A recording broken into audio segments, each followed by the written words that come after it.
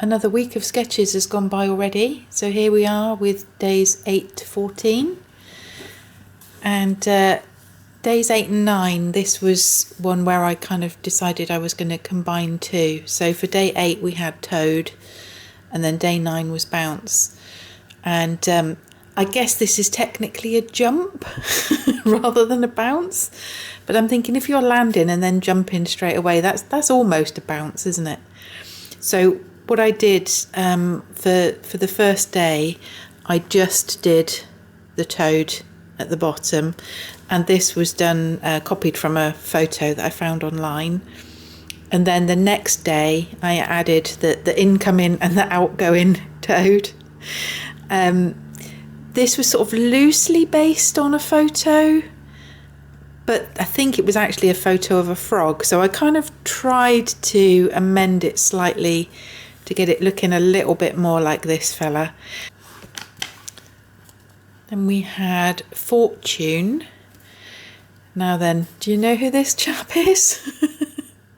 This is Dick Whittington, apparently, who went off to seek his fortune, having heard a rumour that the streets of London were paved with gold. I don't know how well known that story is around the world, but it's kind of like an English, well, I don't know, would you call it a legend or a myth or a folklore? I don't even know the right term for the story. It's based on a real guy, but the details of the story are fairly definitely all made up. But this is Dick Whittington and his cat. And originally I was thinking I would do one of the more kind of pantomime-ish looking images of him with his kind of spotted hanky tied on a stick over his shoulder with the cat following along behind. But then when I was looking for images of Dick Whittington, I came across several kind of like this, which was an old engraving. So I decided I would have a go at doing a slightly more serious version.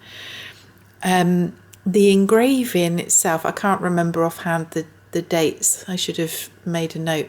But the engraving was done like more or less 300 years after the real Dick Whittington had died. So, probably doesn't even look anything like him either.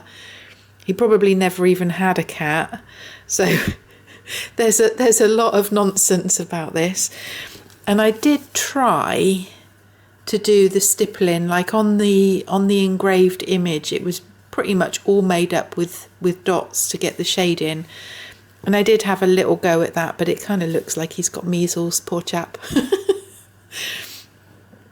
And then the next day we had Wanda, and I thought rather than doing a pair of modern hiking boots, which was what I'd thought about doing, because it was on the page opposite Dick Whittington, I thought I'd have a go at doing these medieval boots. Again, I've no idea how accurate these are. These may or may not have been the kind of boots that Dick Whittington may or may not have worn when he may or may not have walked to London with the cat that he may or may not have owned. But there you go. I just thought having the old-fashioned, the medieval boots opposite just seemed to go nicely, because obviously, the legend is that he did a lot of walking.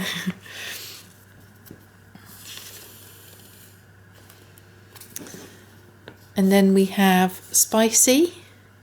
Now then, can I ask you, those of you who are in America, is this the way you normally spell spicy? Because I copied it with the E, so it matched the official Inktober list. But I never normally put an E in spicy. It's normally just ends CY, and I didn't even think about it when I wrote it. I just copied it straight from the list. And then when I was writing about it, when I did my Instagram post, I just automatically spelt it the way I would normally spell it.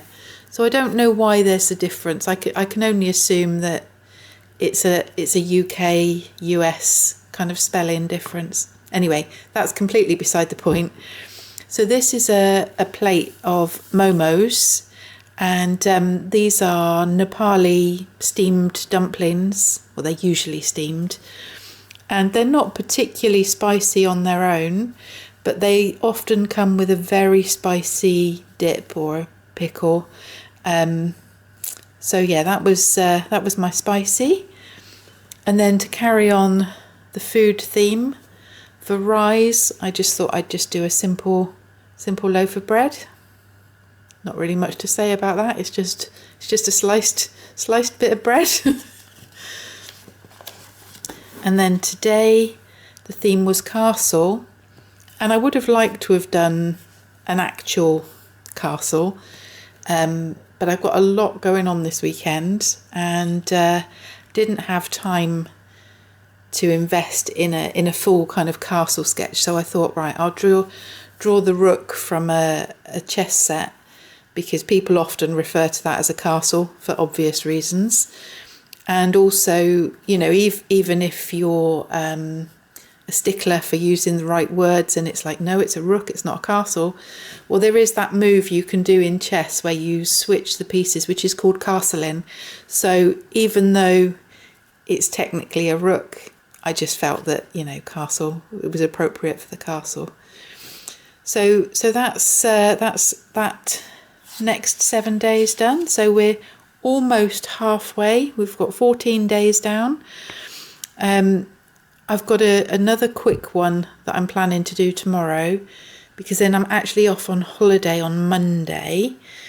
But I'm only away Monday to Friday. So by the time we're due for the next 7 days, I shall be back home again.